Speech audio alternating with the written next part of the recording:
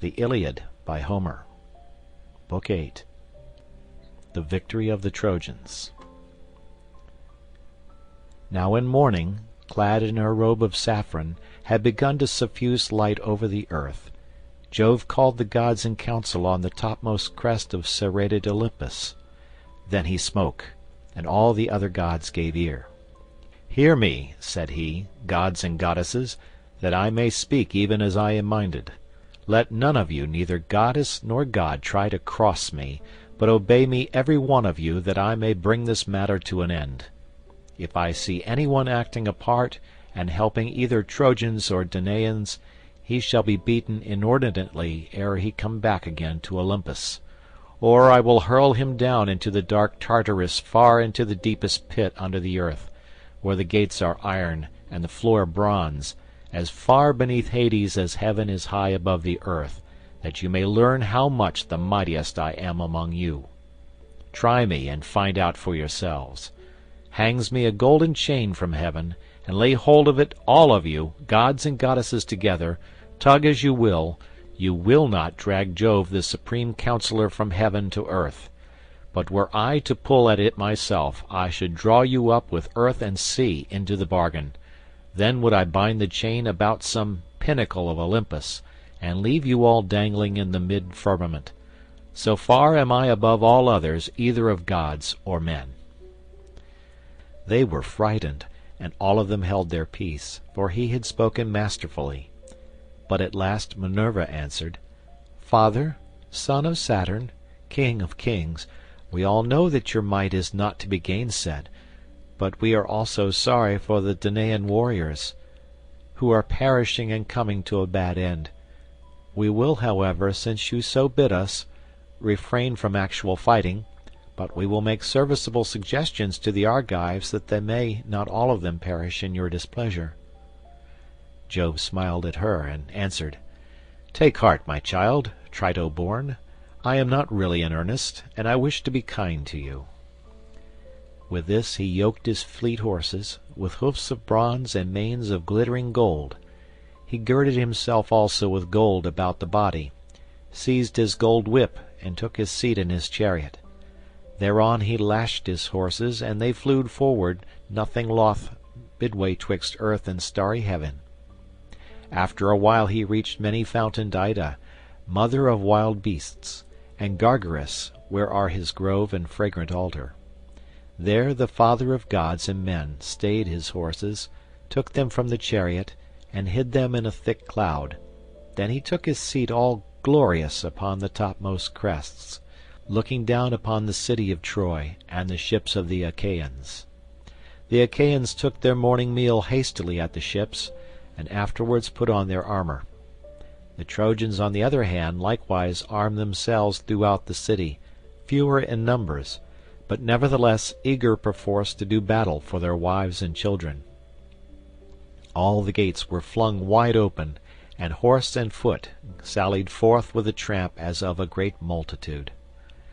When they were got together in one place, shield clashed with shield, and spear with spear, in the conflict of mail-clad men. Mighty was the din as the bossed shields pressed hard on one another. Death, cry and shout of triumph of slain and slayers, and the earth ran red with blood. Now so long as the day waxed, and it was still morning, their weapons beat against one another, and the people fell. But when the sun had reached mid-heaven, the sire of all balanced his golden scales, and put two fates of death within them, one for the Trojans, and the other for the Achaeans. He took the balance by the middle, and when he lifted it up, the day of the Achaeans sank. The death-fraught scale of the Achaeans settled down upon the ground, while that of the Trojans rose heavenwards. Then he thundered aloud from Ida, and sent the glare of his lightning upon the Achaeans. When they saw this, pale fear fell upon them, and they were sore afraid. Idomeneus dared not stay, nor yet Agamemnon. Nor did the two Ajaxes, servants of Mars, hold their ground. Nestor, knight of Gerene, alone stood firm, bulwark of the Achaeans. Not of his own will, but one of his horses was disabled. Alexandrus, husband of lovely Helen, had hit it with an arrow just on the top of its head, where the mane begins to grow away from the skull, a very deadly place. The horse bounded in his anguish as the arrow pierced his brain, and his struggles threw others into confusion. The old man immediately began cutting the traces with his sword, but Hector's fleet horses bore down upon him through the rout with their bold charioteer, even Hector himself, and the old man would have perished there and then had not Diomed been quick to mark, and with a loud cry called Ulysses to help him. "Ulysses," he cried, "noble son of Laertes, where are you flying to, with your back turned like a coward? See that you are not struck with a spear between the shoulders. Stay here and help me to defend Nestor from this man's furious onset." Ulysses would not give ear, but sped onward to the ships of the Achaeans, and the son of Tydeus, flinging himself alone into the thick of the fight, took his stand before the horses of the son of Neleus. "Sir," said he, "these young warriors are pressing you hard. Your force is spent, and age is heavy upon you. Your squire is naught, and your horses are slow to move. Mount my chariot, and see what the horses of Tros can do, how cleverly they can scud hither and thither over the plain, either in flight or in pursuit. I took them from the hero Aeneas. Let our squires attend to your own steeds, but let us drive mine straight at the Trojans, that Hector may learn how furiously I too can wield my spear." Nestor, knight of Gerene, hearkened to his words. Thereon the doughty squires, Sthenelus and kind-hearted Eurymedon, saw to Nestor's horses, while the two both mounted Diomed's chariot. Nestor took the reins in his hands and lashed the horses on. They were soon close up with Hector, and the son of Tydeus aimed a spear at him as he was charging full speed towards them. He missed him, but struck his charioteer and squire Eniopeus, son of noble Thebaeus, in the breast by the nipple, while the reins were in his hands, so that he died there and then, and the horses swerved as he fell headlong from the chariot. Hector was greatly grieved at the loss of his charioteer, but let him lie for all his sorrow, while he went in quest of another driver. Nor did his steeds have to go long without one, for he presently found brave Archeptolemus, the son of Iphitus, and made him get up behind the horses, giving the reins into his hand. All had then been lost, and no help for it, for they would have been penned up in Ilius like sheep, had not the sire of gods and men been quick to mark, and hurled a fiery flaming thunderbolt, which fell just in front of Diomed's horses, with a flare of burning brimstone. The horses were frightened, and tried to back beneath the car, while the reins dropped from Nestor's hands. Then he was afraid, and said to Diomed, "Son of Tydeus, turn your horses in flight. See you not that the hand of Jove is against you? Today he vouchsafes victory to Hector. Tomorrow, if it so please him, he will again grant it to ourselves. No man, however brave, may thwart the purpose of Jove, for he is far stronger than any." Diomed answered, "All that you have said is true. There is a grief, however, which pierces me to the very heart, for Hector will talk among the Trojans and say, 'The son of Tydeus fled before me to the ships.' This is the vaunt he will make, and may earth then swallow me." "Son of Tydeus," replied Nestor, "what mean you? Though Hector say that you are a coward, the Trojans and Dardanians will not believe him, nor yet the wives of the mighty warriors whom you have laid low." So saying, he turned the horses back through the thick of the battle, and with a cry that rent the air the Trojans and Hector rained their darts after them. Hector shouted to him and said, "Son of Tydeus, the Danaans have done you honour hitherto as regards your place at table, the meals they give you, and the filling of your cup with wine. Henceforth they will despise you, for you are become no better than a woman. Be off, girl and coward that you are. You shall not scale our walls through any flinching upon my part, neither shall you carry off our wives in your ships, for I shall kill you with my own hand." The son of Tydeus was in two minds whether or no to turn his horses round again and fight him. Thrice did he doubt, and thrice did Jove thunder from the heights of Ida in token to the Trojans that he would turn the battle in their favour. Hector then shouted to them and said, "Trojans, Lycians, and Dardanians, lovers of close fighting, be men, my friends, and fight with might and with main. I see that Jove is minded to vouchsafe victory and great glory to myself, while he will deal destruction upon the Danaans. Fools, for having thought of building this weak and worthless wall! It shall not stay my fury. My horses will spring lightly over their trench, and when I am at their ships, forget not to bring me fire that I may burn them, while I slaughter the Argives, who will be all dazed and bewildered by the smoke." Then he cried to his horses, "Xanthus and Podargus, and you, Aethon, and goodly Lampus, pay me for your keep now, and for all the honey-sweet corn with which Andromache, daughter of great Eetion, has fed you, and for which she has mixed wine and water for you to drink whenever you would, before doing so even for me, who am her own husband. Haste in pursuit, that we may take the shield of Nestor, the fame of which ascends to heaven, for it is of solid gold, armrods and all, and that we may strip from the shoulders of Diomed the cuirass which Vulcan made him. Could we take these two things, the Achaeans would set sail in their ships this selfsame night." Thus did he vaunt, but Queen Juno made high Olympus quake as she shook with rage upon her throne. Then said she to the mighty god of Neptune, "What now, wide-ruling lord of the earthquake? Can you find no compassion in your heart for the dying Danaans, who bring you many a welcome offering to Helice and to Aegae? Wish them well, then.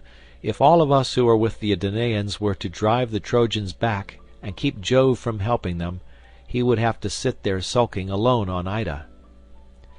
King Neptune was greatly troubled, and answered, "Juno, rash of tongue, what are you talking about?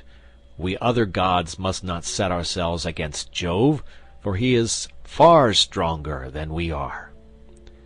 Thus did they converse, but the whole space enclosed by the ditch, from the ships even to the wall, was filled with horses and warriors, who were pent up there by Hector son of Priam, now that the hand of Jove was with him. He could even have set fire to the ships and burned them, had not Queen Juno put it into the mind of Agamemnon to bestir himself and to encourage the Achaeans. To this end he went round the ships and tents, carrying a great purple cloak, and took his stand by the huge black hull of Ulysses' ship, which was middlemost of all.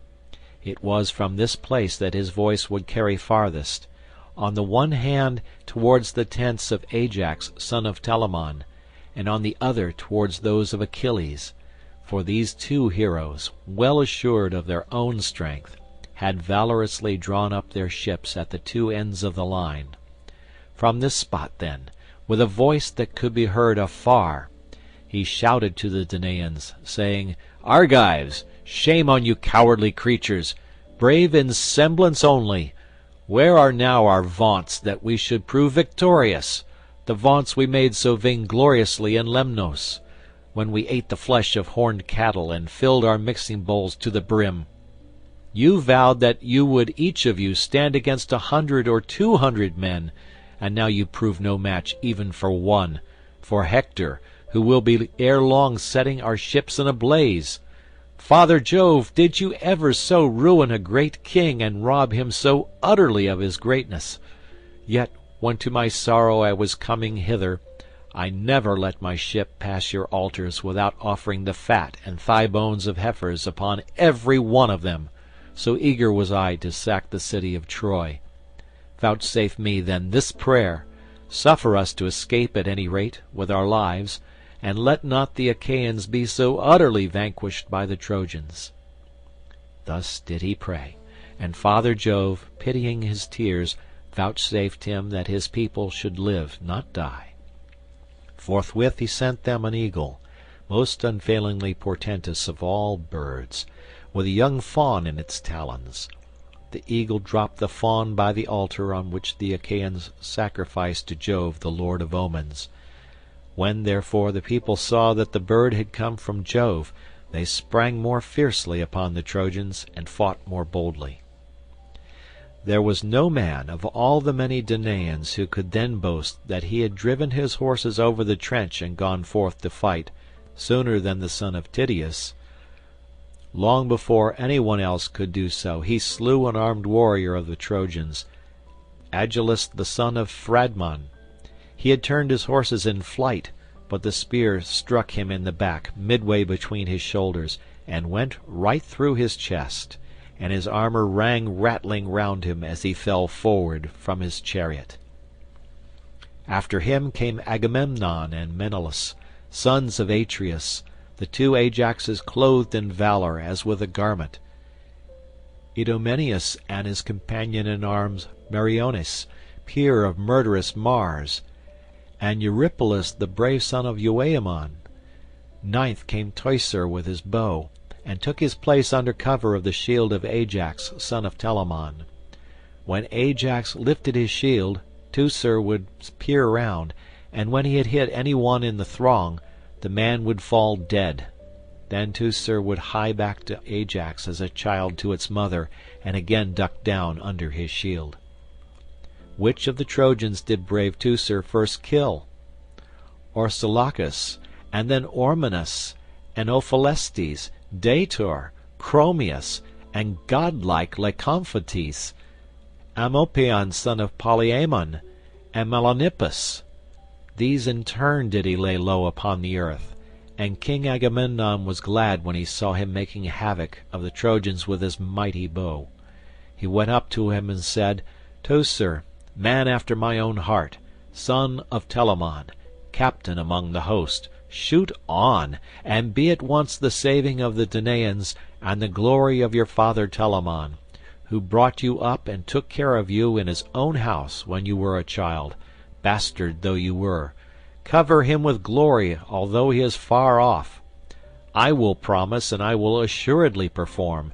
If aegis-bearing Jove and Minerva grant me to sack the city of Ilius, you shall have the next best meed of honour after my own, a tripod, or 2 horses with their chariot, or a woman who shall go up into your bed. And Teucer answered, Most noble son of Atreus, you need not urge me.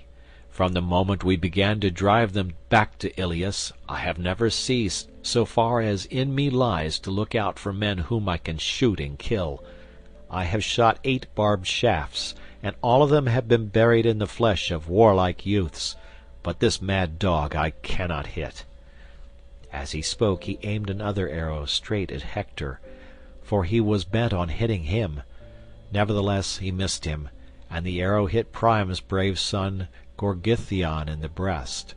His mother, fair Castianera, lovely as a goddess, had been married from a Cyme, and now he bowed his head as a garden poppy in full bloom when it is weighed down by showers in spring.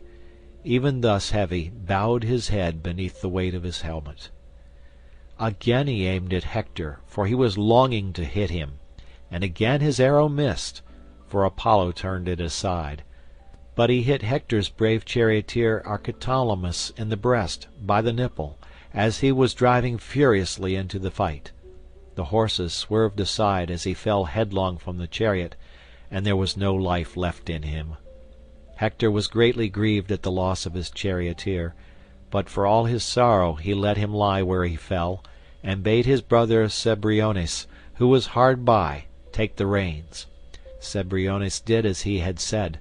Hector thereon with a loud cry sprang from his chariot to the ground, and seizing a great stone made straight for Teucer with intent to kill him. Teucer had just taken an arrow from his quiver and had laid it upon the bowstring, but Hector struck him with the jagged stone as he was taking aim, and drawing the string to his shoulder. He hit him just where the collarbone divides the neck from the chest, a very deadly place, and broke the sinew of his arm so that his wrist was less, and the bow dropped from his hand as he fell forward on his knees. Ajax saw that his brother had fallen, and running towards him bestrode him and sheltered him with his shield. Meanwhile his 2 trusty squires, Mecisteus, son of Echius, and Alastor, came up and bore him to the ships, groaning in his great pain. Jove now again put heart into the Trojans, and they drove the Achaeans to their deep trench with Hector in all his glory at their head. As a hound grips a wild boar or lion in flank or buttock when he gives him chase, and watches warily for his wheeling, even so did Hector follow close upon the Achaeans, ever killing the hindmost as they rushed panic-stricken onwards. When they had fled through the set stakes and trench, and many Achaeans had been laid low at the hands of the Trojans, they halted at their ships, calling upon one another and praying every man instantly as they lifted up their hands to the gods. But Hector wheeled his horses this way and that, his eyes glaring like those of Gorgo or murderous Mars. Juno, when she saw them, had pity upon them, and at once said to Minerva, "Alas, child of aegis-bearing Jove, shall you and I take no more thought for the dying Danaans, though it be the last time we ever do so? See how they perish and come to a bad end before the onset of but a single man. Hector the son of Priam rages with intolerable fury, and has already done great mischief."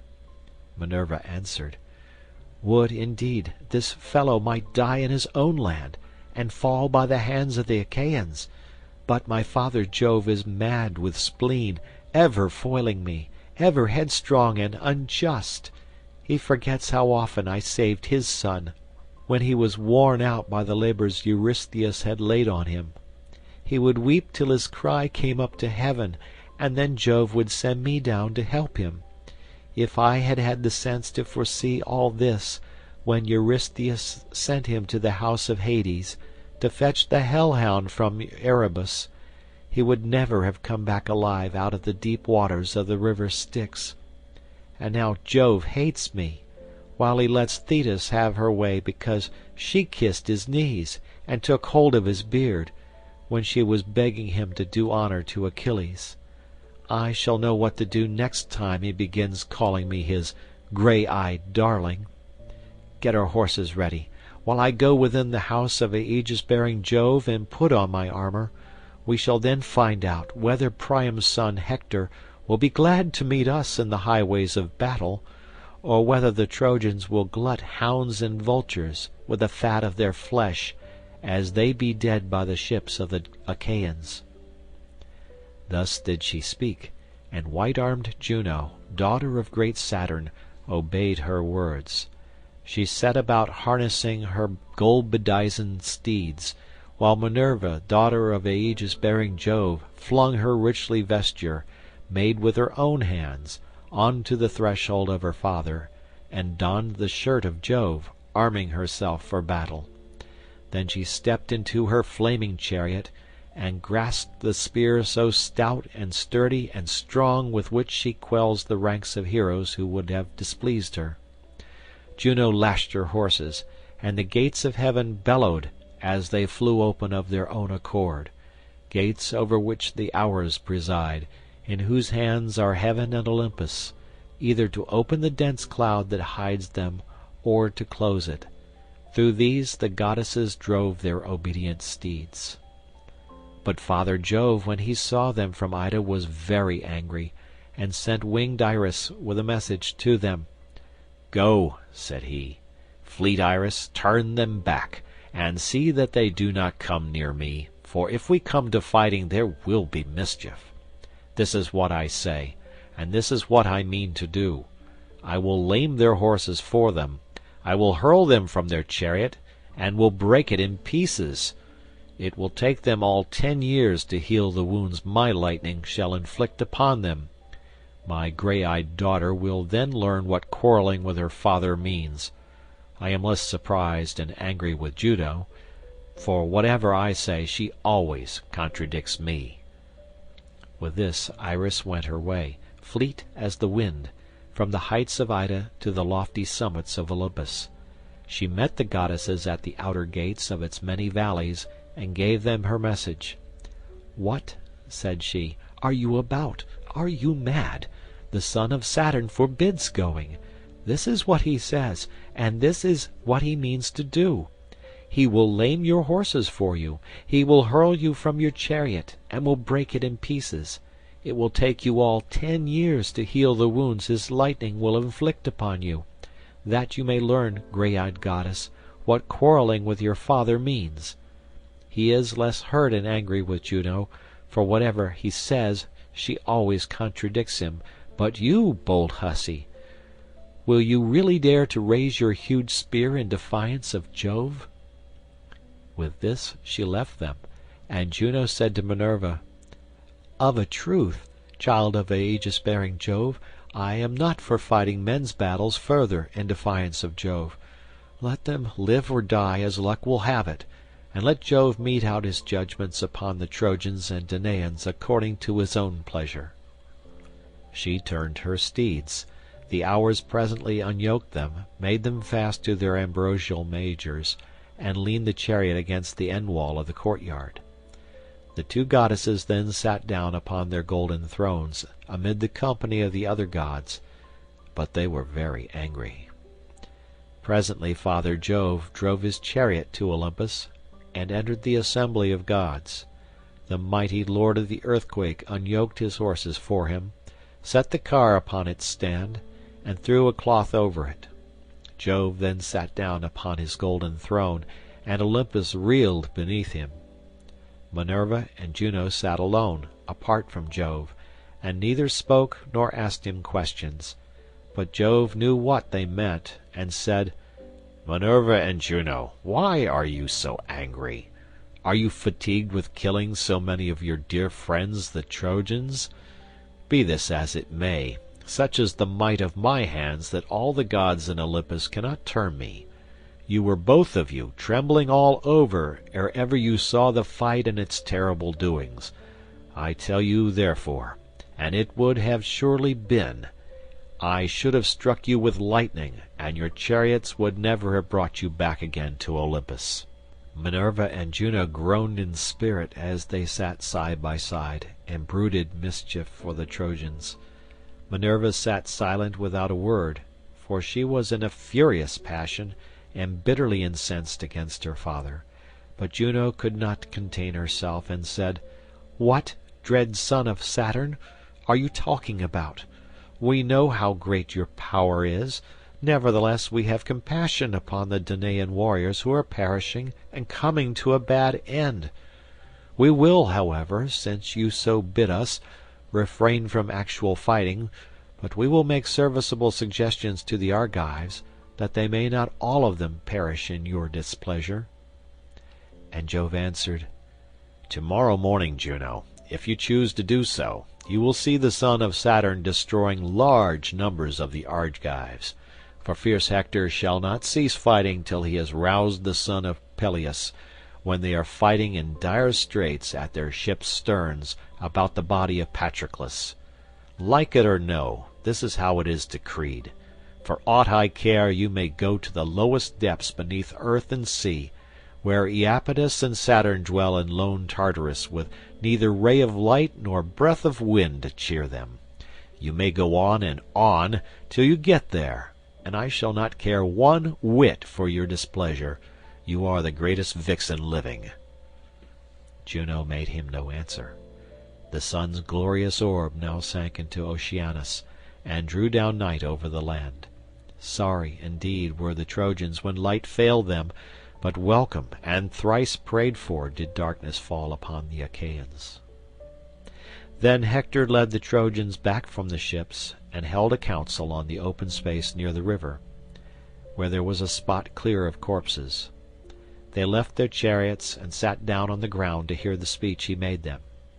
He grasped a spear 11 cubits long, the bronze point of which gleamed in front of it, while the ring round its spearhead was of gold. Spear in hand he spoke. "Hear me," said he, "Trojans, Dardanians, and allies. I deemed but now that I should destroy the ships and all the Achaeans with them ere I went back to Ilius. But darkness came on too soon. It was this alone that saved them and their ships upon the seashore. Now therefore let us obey the behests of night, and prepare our suppers. Take your horses out of their chariots, and give them their feeds of corn. Then make speed to bring sheep and cattle from the city. Bring wine also, and corn for your horses, and gather much wood, that from dark till dawn we may burn watchfires whose flare may reach to heaven. For the Achaeans may try to fly beyond the sea by night, and they must not embark scatheless and unmolested.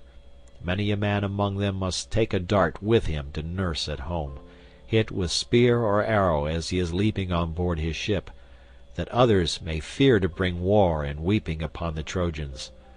Moreover, let the heralds tell it about the city that the growing youths and grey-bearded men are to camp upon its heaven-built walls. Let the women each of them light a great fire in her house, and let watch be safely kept, lest the town be entered by surprise while the host is outside. See to it, brave Trojans, as I have said, and let this suffice for the moment. At daybreak I will instruct you further. I pray and hope to Jove and to the gods that we may then drive those fate-sped hounds from our land, for 'tis the fates that have borne them and their ships hither. This night, therefore, let us keep watch, but with early morning let us put on our armour and rouse fierce war at the ships of the Achaeans. I shall then know whether brave Diomed the son of Tydeus will drive me back from the ships to the wall, or whether I shall myself slay him and carry off his blood-stained spoils. Tomorrow let him show his mettle, abide my spear if he dare. I ween that at break of day he shall be among the first to fall, and many another of his comrades round him. Would that I were as sure of being immortal and never growing old, and of being worshipped like Minerva and Apollo, as I am that this day will bring evil to the Argives." Thus spoke Hector, and the Trojans shouted applause. They took their sweating steeds from under the yoke, and made them fast each by his own chariot. They made haste to bring sheep and cattle from the city. They brought wine also, and corn from their houses, and gathered much wood. They then offered unblemished hecatombs to the immortals, and the wind carried the sweet savour of sacrifice to heaven. But the blessed gods partook not thereof, for they bitterly hated Ilius with Priam and Priam's people. Thus high in hope they sat through the livelong night by the highways of war, and many a watchfire did they kindle. As when the stars shine clear, and the moon is bright, there is not a breath of air, not a peak nor glade nor jutting headland, but it stands out in the ineffable radiance that breaks from the serene of heaven. The stars can all of them be told, and the heart of the shepherd is glad. Even thus shone the watchfires of the Trojans before Ilius, midway between the ships and the river Xanthus. 1,000 campfires gleamed upon the plain, and in the glow of each there sat 50 men, while the horses, champing oats and corn beside their chariots, waited till dawn should come. End of Book 8. Book 9 of the Iliad. The Iliad by Homer. Translated by Samuel Butler. Book 9. The Embassy to Achilles. Thus did the Trojans watch, but panic, comrade of blood-stained rout, had taken fast hold of the Achaeans, and their princes were all of them in despair. As when the two winds that blow from Thrace, the north and the northwest, spring up of a sudden and rouse the fury of the main, in a moment the dark waves uprear their heads and scatter their sea-wrack in all directions. Even thus troubled were the hearts of the Achaeans. The son of Atreus in dismay bade the heralds call the people to a council, man by man, but not to cry the matter aloud. He made haste also himself to call them, and they sat sorry at heart in their assembly. Agamemnon shed tears as it were a running stream or cataract on the side of some sheer cliff. And thus, with many a heavy sigh, he spoke to the Achaeans. "My friends," said he, "princes and counsellors of the Argives, the hand of heaven has been laid heavily upon me. Cruel Jove gave me his solemn promise that I should sack the city of Troy before returning, but he has played me false, and is now bidding me go ingloriously back to Argos with the loss of much people. Such is the will of Jove, who has laid many a proud city in the dust as he will yet lay others, for his power is above all. Now therefore let us all do as I say, and sail back to our own country, for we shall not take Troy." Thus he spoke, and the sons of the Achaeans for a long while sat sorrowful there, but they all held their peace. Till at last Diomed of the loud battle cry made answer, saying, "Son of Atreus, I will chide your folly, as is my right in council. Be not then aggrieved that I should do so. In the first place you attacked me before all the Danaans, and said I was a coward and no soldier. The Argives young and old know that you did so. But the son of scheming Saturn endowed you by halves only. He gave you honour as the chief ruler over us, but valour, which is the highest both right and might, he did not give you. Sir, think you that the sons of the Achaeans are indeed as unwarlike and cowardly as you say they are? If your own mind is set upon going home, go. The way is open to you.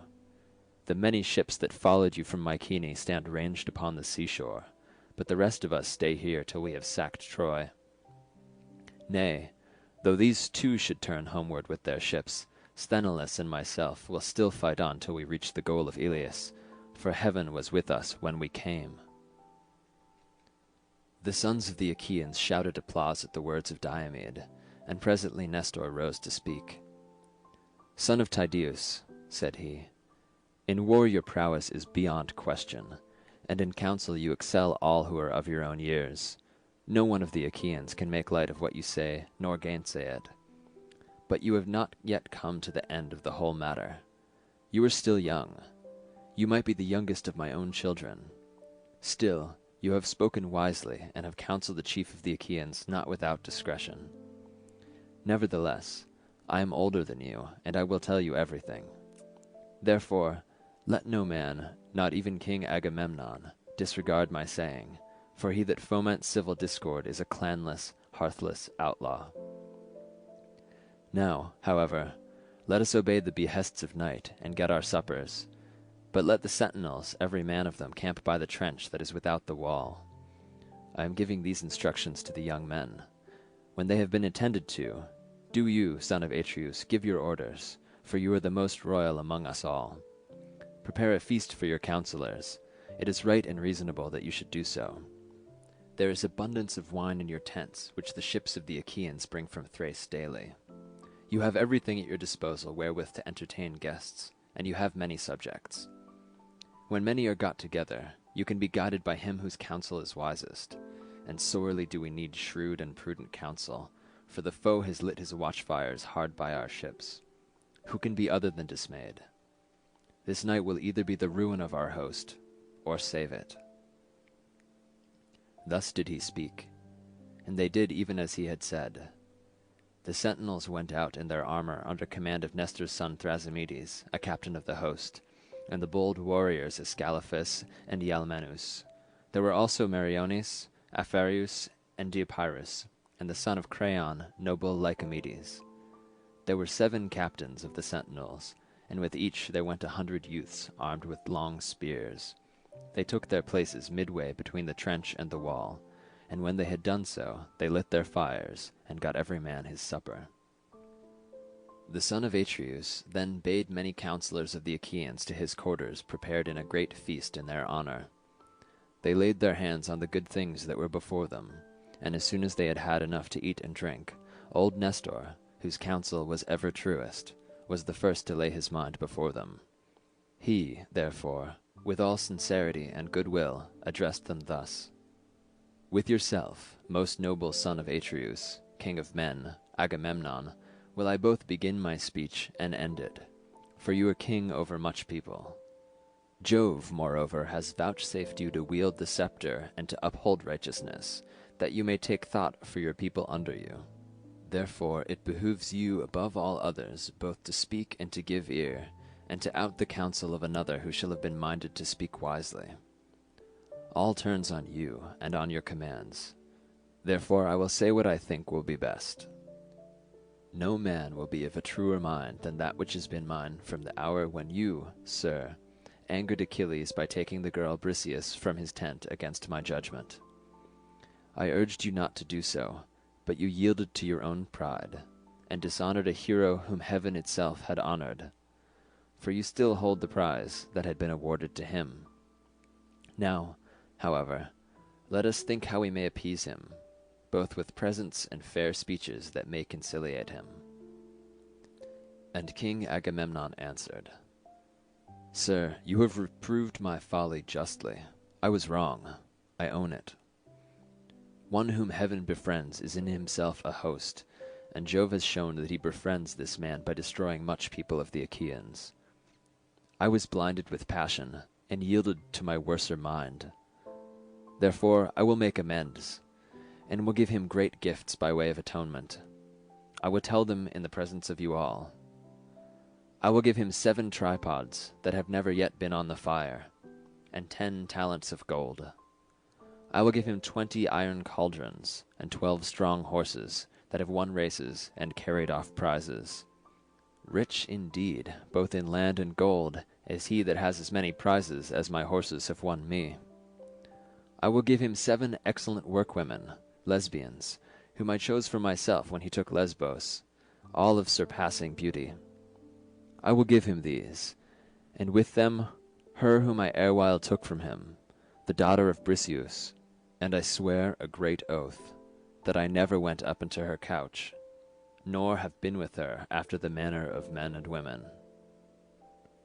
All these things will I give him now, and if hereafter the gods vouchsafe me to sack the city of Priam, let him come when we Achaeans are dividing the spoil, and load his ship with gold and bronze to his liking. Furthermore, let him take 20 Trojan women, the loveliest after Helen herself. Then, when we reach Achaean Argos, wealthiest of all lands, he shall be my son-in-law, and I will show him like honor with my own dear son Orestes, who is being nurtured in all abundance. I have 3 daughters, Chrysothemis, Laodice, and Iphianassa. Let him take the one of his choice, freely and without gifts of wooing, to the house of Peleus.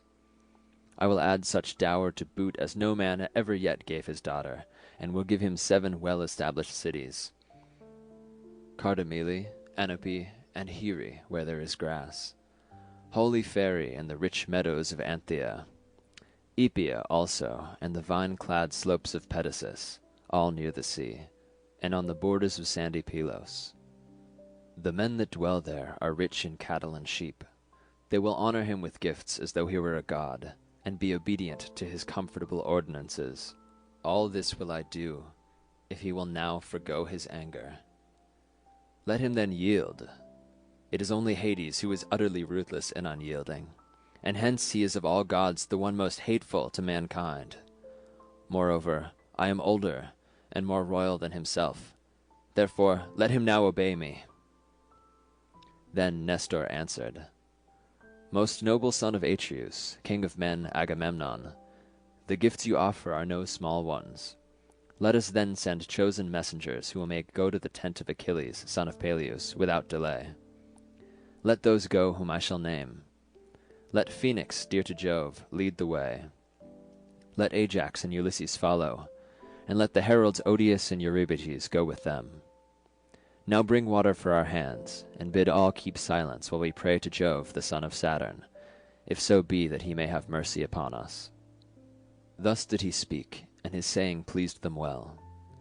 Men-servants poured water over the hands of the guests, while pages filled the mixing bowls with wine and water, and handed it round after giving every man his drink-offering. Then, when they had made their offerings, and had drunk each as much as he was minded, the envoy set out from the tent of Agamemnon, son of Atreus, and Nestor, looking first to one, and then to another, but most especially at Ulysses, was instant with them that they should prevail with the noble son of Peleus. They went their way by the shore of the sounding sea, and prayed earnestly to earth-encircling Neptune that the high spirit of the son of Aeacus might incline favourably towards them. When they reached the ships and tents of the Myrmidons, they found Achilles playing on a lyre, fair, of cunning workmanship, and its crossbar was of silver. It was part of the spoils which he had taken when he had sacked the city of Aetion, and he was now diverting himself with it, and singing the feats of heroes. He was alone with Patroclus, who sat opposite to him and said nothing, waiting till he should cease singing. Ulysses and Ajax now came in, Ulysses leading the way, and stood before him. Achilles sprang from his seat with the lyre still in hand, and Patroclus, when he saw the strangers, rose also. Achilles then greeted them, saying, "All hail and welcome! You must come upon some great matter, you, who for all my anger are still dearest to me of the Achaeans." With this he led them forward, and bade them sit on seats covered with purple rugs. Then he said to Patroclus, who was close by him, "Son of Menoetius, set a larger bowl upon the table, mix less water with the wine, and give every man his cup, for these are very dear friends, who are now under my roof." Patroclus did as his comrade bade him. He set the chopping block in front of the fire, and on it he laid the loin of a sheep, the loin also of a goat, and the chine of a fat hog. Automedon held the meat, while Achilles chopped it. He then sliced the pieces and put them on spits, while the son of Menoetius made the fire burn high. When the flame had died down, he spread the embers, laid the spits on top of them, lifting them up and setting them upon the spit racks, and he sprinkled them with salt. When the meat was roasted, he set it on platters, and handed bread round the table in fair baskets, while Achilles dealt them their portions. Then Achilles took his seat facing Ulysses against the opposite wall, and bade his comrade Patroclus offer sacrifice to the gods. So he cast the offerings into the fire, and they laid their hands upon the good things that were before them. As soon as they had had enough to eat and drink, Ajax made a sign to Phoenix, and when he saw this, Ulysses filled his cup with wine and pledged Achilles. "Hail," said he. "Achilles, we have had no scant of good cheer, neither in the tent of Agamemnon, nor yet here. There has been plenty to eat and drink, but our thoughts turn upon no such matter. Sir, we are in the face of great disaster, and without your help know not whether we shall save our fleet or lose it. The Trojans and their allies have camped hard by our ships and by the wall. They have lit watchfires throughout their host, and deem that nothing can now prevent them from falling on our fleet. Jove, moreover, has sent his lightning on their right. Hector in all his glory rages like a maniac. Confident that Jove is with him, he fears neither god nor man, but is gone raving mad, and prays for the approach of day. He vows that he will hew the high sterns of our ships in pieces, set fire to their hulls, and make havoc of the Achaeans while they are dazed and smothered in smoke. I much fear that heaven will make good his boasting, and it will prove our lot to perish at Troy far from our home in Argos. Up, then, and late though it be, save the sons of the Achaeans, who faint before the fury of the Trojans. You will repent bitterly hereafter if you do not, for when the harm is done, there will be no curing it. Consider ere it be too late, and save the Danaans from destruction. My good friend, when your father Peleus sent you from Phthia to Agamemnon, did he not charge you, saying, 'Son, Minerva and Juno will make you strong if they choose, but check your temper, for the better part is in good will. Eschew vain quarrelling, and the Achaeans old and young will respect you more for doing so.' These were his words, but you have forgotten them. Even now, however, be appeased, and put away your anger from you. Agamemnon will make you great amends if you will forgive him. Listen, and I will tell you what he has said in his tent that he will give you. He will give you 7 tripods that have never yet been on the fire, and 10 talents of gold, 20 iron cauldrons, and 12 strong horses that have won races and carried off prizes. Rich indeed, both in land and gold, is he who has had as many prizes as these horses have won for Agamemnon. Moreover, he will give you 7 excellent workwomen, lesbians, whom he chose for himself when you took Lesbos, all of surpassing beauty. He will give you these, and with them her whom he erewhile took from you, the daughter of Briseus, and he will swear a great oath he has never gone up into her couch, nor been with her after the manner of men and women. All these things will he give you now down, and if hereafter the gods vouchsafe him to sack the city of Priam, you can come when we Achaeans are dividing the spoil, and load your ship with gold and bronze to your liking. You can take 20 Trojan women, the loveliest after Helen herself. Then, when we reach Achaean Argos, wealthiest of all lands, you shall be his son-in-law, and he will show you like honour with his own dear son Orestes, who is being nurtured in all abundance. Agamemnon has 3 daughters, Chrysothemis, Laodice, and Iphianassa. You may take the one of your choice, freely and without gifts of wooing, to the house of Peleus. He will add such dower to boot as no man ever yet gave his daughter, and will give you 7 well-established cities, Cardamele, Enope, and Here, where there is grass, holy Phereus, and the rich meadows of Anthea, Epia also, and the vine-clad slopes of Pedasus, all near the sea and on the borders of sandy Pylos. The men that dwell there are rich in cattle and sheep. They will honor you with gifts as though you were a god, and be obedient to your comfortable ordinances. All this will he do if you will now forego your anger.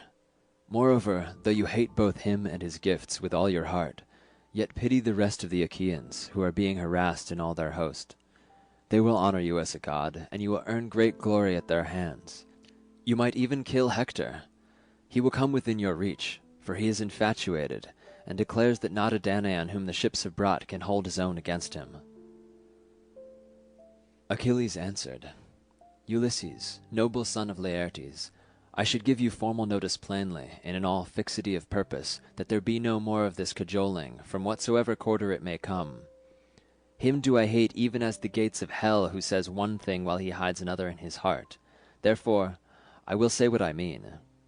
I will be appeased neither by Agamemnon son of Atreus, nor by any of the other Danaans, for I see that I have no thanks for all my fighting. He that fights fares no better than he that does not. Coward and hero are held in equal honour, and death deals like measure to him who works and to him who is idle. I have taken nothing by all my hardships, with my life ever in my hand, as a bird when she has found a morsel takes it to her nestlings, and herself fares hardly. Even so many a long night have I been wakeful, and many a bloody battle have I waged by day against those who are fighting for their women. With my ships I have taken 12 cities, and 11 round about Troy have I stormed with my men by land. I took great store of wealth from every one of them, but I gave all up to Agamemnon son of Atreus. He stayed where he was by his ships, yet of what came to him he gave little and kept much himself. Nevertheless, he did distribute some meeds of honour among the chieftains and kings, and these have them still. For me alone of the Achaeans did he take the woman in whom I delighted. Let him keep her and sleep with her. Why, pray, must the Argives needs fight the Trojans? What made the son of Atreus gather the host to bring them? Was it not for the sake of Helen? Are the sons of Atreus the only men in the world who love their wives? Any man of common right feeling will love and cherish her who is his own, as I this woman, with my whole heart, though she was but a fruitling of my spear. Agamemnon has taken her from me. He has played me false. I know him. Let him tempt me no further, for he shall not move me. Let him look to you, Ulysses, and the other princes to save his ships from burning. He has done much without me already. He has built a wall. He has dug a trench deep and wide all round it, and he has planted it with stakes. But even so he stays not the murderous might of Hector. So long as I fought the Achaeans, Hector suffered not the battle range far from the city walls. He would come to the Scaean gates and the oak tree, but no further. Once he stayed to meet me, and hardly did he escape my onset. Now, however, since I am in no mood to fight him, I will tomorrow offer sacrifice to Jove and to all the gods.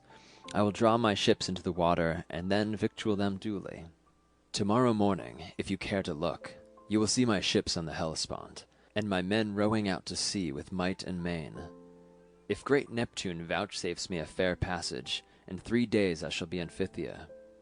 I have much there that I left behind me when I came here to my sorrow, and I shall bring back still further store of gold, of red copper, of fair women, and of iron, my share of the spoils that we have taken. But one prize, he who gave has insolently taken away. Tell him all as I now bid you, and tell him in public that the Achaeans may hate him, and beware of him, should he think that he can yet dupe others, for his effrontery never fails him.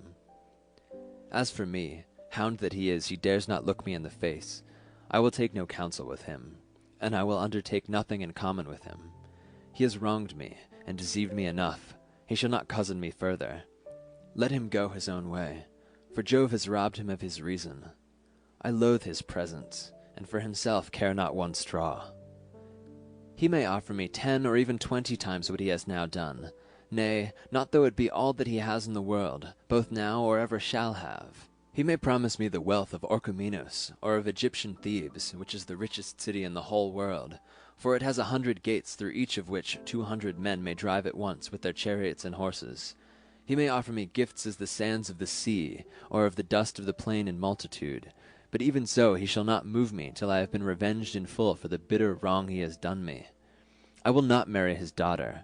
She may be fair as Venus, and skilful as Minerva, but I will have none of her. Let another take her, who may be a good match for her, and who rules a larger kingdom.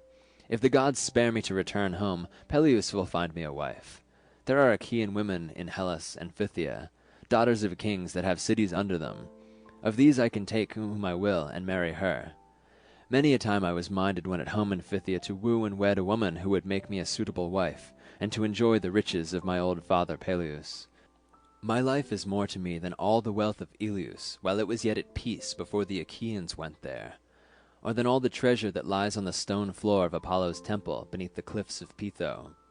Cattle and sheep are to be had for harrying, and a man may buy both tripods and horses if he wants them, but when his life is once left him, it can neither be bought nor harried back again. My mother Thetis tells me that there are 2 ways in which I may meet my end. If I stay here and fight, I shall not return alive, but my name will live forever. Whereas if I go home, my name will die, but it will be long ere death shall take me. To the rest of you I say, go home, for you will not take Ilius. Jove has held his hand over her to protect her, and her people have taken heart. Go, therefore, as in duty bound, and tell the princes of the Achaeans the message that I have sent them. Tell them to find some other plan for the saving of their ships and people, for so long as my displeasure lasts, the one that they have now hit upon may not be. As for Phoenix, let him sleep here that he may sail with me in the morning if he so will, but I will not take him by force. They all held their peace, dismayed at the sternness with which he had denied them, till presently the old knight Phoenix, in his great fear of the ships of the Achaeans, burst into tears and said, Noble Achilles, if you are now minded to return, and in the fierceness of your anger will do nothing to save the ships from burning, how, my son, can I remain here without you? Your father Peleus bade me to go with you when he sent you here as a mere lad from Phthia to Agamemnon. You knew nothing neither of war nor of the arts whereby men make their mark in council, and he sent me with you to train you in all excellence of speech and action. Therefore, my son, I will not stay here without you. No, not though heaven itself vouchsafe to strip my years from off me, and make me young as I was when I first left Hellas, the land of fair women. I was then flying the anger of Father Amintor, son of Ormenus, who was furious with me in the matter of his concubine, of whom he was enamoured to the wronging of his wife, my mother. My mother, therefore, prayed me without ceasing to lie with the woman myself, that so she hate my father, and in the course of time I yielded.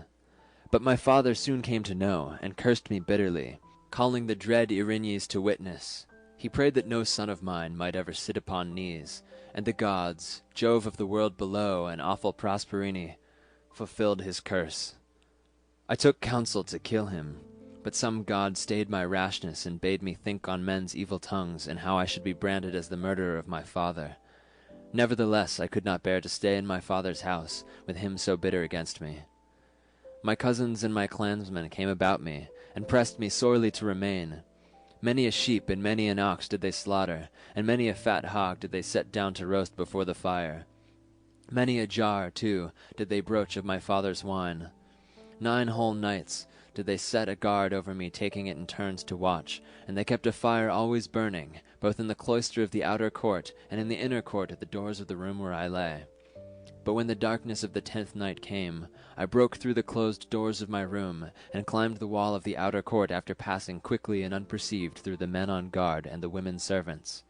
I then fled through Hellas, till I came to fertile Phthia, mother of sheep, and to King Peleus, who made me welcome, and treated me as a father treats an only son who will be heir to all his wealth. He made me rich, and set me over much people, establishing me on the borders of Phthia, where I was chief ruler over the Dolopians. It was I, Achilles, who had the making of you. I loved you with all my heart, for you would eat neither at home, nor when you had gone out elsewhere, till I had first set you upon my knees, cut up a dainty morsel that you were to eat, and held the wine-cup to your lips. Many a time have you slobbered your wine in baby helplessness over my shirt. I had infinite trouble with you. But I knew that heaven had vouchsafed me no offspring of my own, and I made a son of you, Achilles, that in my hour of need you might protect me. Now, therefore, I say battle with your pride and beat it. Cherish not your anger forever. The might and majesty of heaven are more than ours, but even heaven may be appeased. And if a man has sinned, he prays the gods, and reconciles them to himself by his piteous cries and by frankincense, with drink offerings and the savour of burnt sacrifice. For prayers are as daughters to great Jove. Halt, wrinkled, with eyes askance, they follow in the footsteps of sin, who being fierce and fleet of foot, leaves them far behind, and ever baneful to mankind outstrips them even to the ends of the world. But nevertheless the prayers come hobbling and healing after. If a man has pity upon these daughters of Jove when they draw near him, they will bless him and hear him too when he is praying. But if he deny them, and will not listen to them, they go to Jove, the son of Saturn, and pray that he may presently fall into sin, to his ruing bitterly hereafter. Therefore, Achilles, give these daughters of Jove due reverence, and bow before them as all good men will bow. Were not the son of Atreus offering you gifts and promising others later, if he were still furious and implacable? I am not he that would bid you throw off your anger and help the Achaeans, no matter how great their need. But he is giving much now, and more hereafter. He has sent his captains to urge his suit, and he has chosen those who of all the Argives are most acceptable to you. Make not then their words and their coming to be of none effect. Your anger has been righteous so far. We have heard in song how heroes of old time quarrelled when they were aroused to fury, but they could still be won by gifts, and fair words could soothe them. I have an old story in my mind, a very old one, but you are all friends, and I will tell us. The Curetes and the Aetolians were fighting and killing one another round Calydon, the Aetolians defending the city, and the Curetes trying to destroy it. For Diana of the golden throne was angry and did them hurt, because Oeneus had not offered her his harvest firstfruits. The other gods had all been feasted with hecatombs, but to the daughter of great Jove alone he had made no sacrifice. He had forgotten her, or somehow or other it had escaped him, and this was a grievous sin. Thereon the archer goddess in her displeasure sent a prodigious creature against him, a savage wild boar with great white tusks, that did much harm to his orchard lands, uprooting apple trees in full bloom and throwing them to the ground. But Meleager, son of Oeneus, got huntsmen and hounds from many cities and killed it, for it was so monstrous that not a few were needed, and many a man did it stretch upon his funeral pyre. On this the goddess set the Curetes and the Aetolians fighting furiously about the head and skin of the boar. So long as Meleager was in the field, things went badly for the Curetes, and for all their numbers they could not hold their ground under the city walls. But in the course of time Meleager was angered as even a wise man will sometimes be. He was incensed with his mother Althea, and therefore stayed at home with his wedded wife, fair Cleopatra, who was daughter of Marpessa, daughter of Euneus, and of Ides, the man then living. He it was who took his bow and faced King Apollo himself, for fair Marpessa's sake.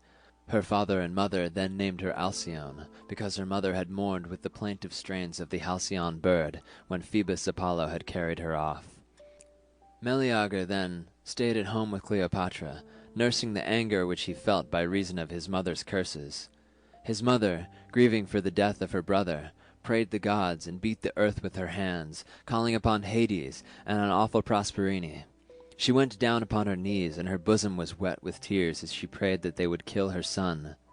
And Erinyes, that walks the darkness and knows no ruth, heard her from Erebus. Then there was the din of battle about the gates of Calydon, and the dull thump of the battering against their walls. Thereon the elders of the Aetolians besought Meleager. They sent the chiefest of their priests, and begged him to come out and help them, promising him a great reward. They bade him choose 50 plough-gates, the most fertile in the plain of Calydon. the one half vineyard, the other open ploughland. The old warrior Oeneus implored him, standing at the threshold of his room, and beating the doors in supplication. His sisters and his mother herself besought him sore, but he the more refused them.